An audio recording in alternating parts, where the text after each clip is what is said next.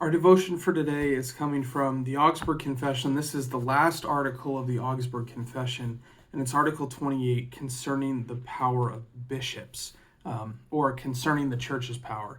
And what this article is really getting at is, it gets at a lot of things. This is a very long article,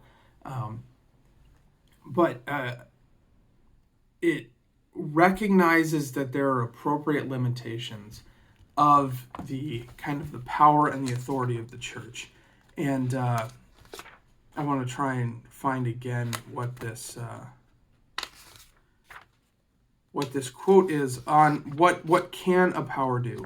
Our people, so us, we Lutherans, we teach as follows. According to the gospel, the power of the keys, which the office of the keys is kind of what we call the authority of the pastoral office, is the power and command of God to preach the gospel, to forgive or retain sin, and to administer and distribute the sacraments.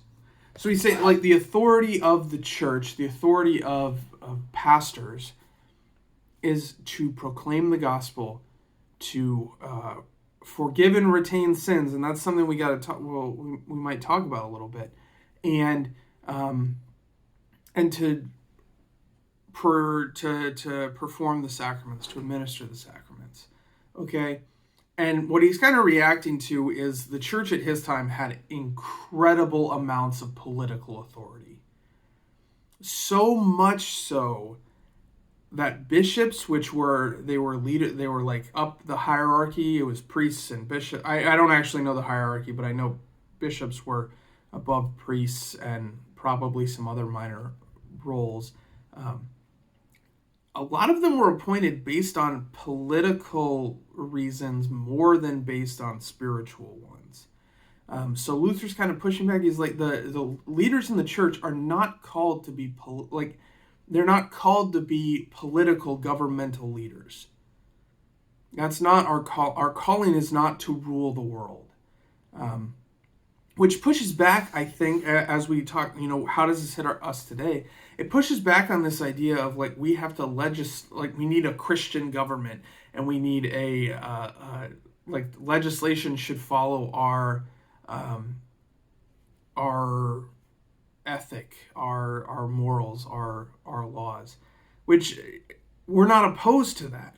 And one place of the church is, and we have a little bit more of a conversation on this on the podcast that came out on Tuesday, the February 15th, titled Respect My Authority. But our place isn't to aspire to political authority as leaders in the church.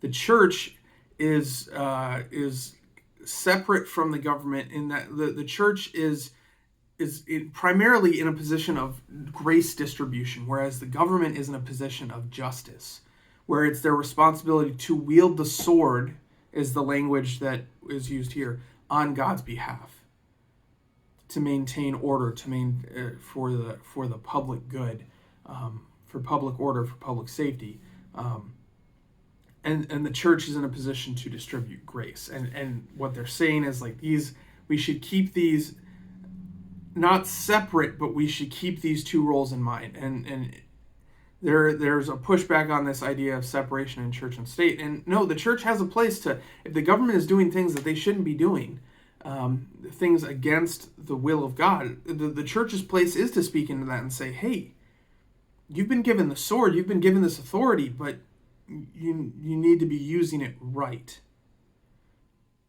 And then the government also has a position to, if the church is doing things that they shouldn't, they should be stepping in.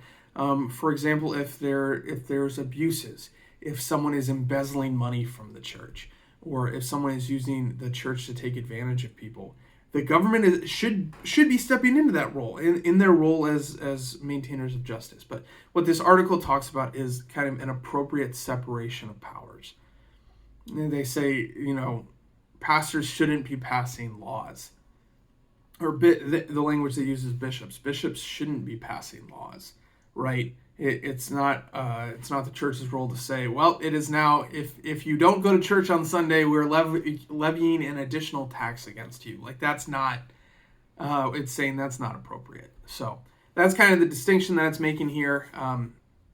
Not so, if anything, in America today, we've kind of overcorrected on this one.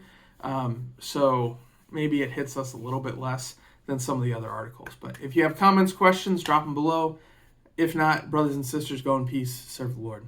Thanks be to God.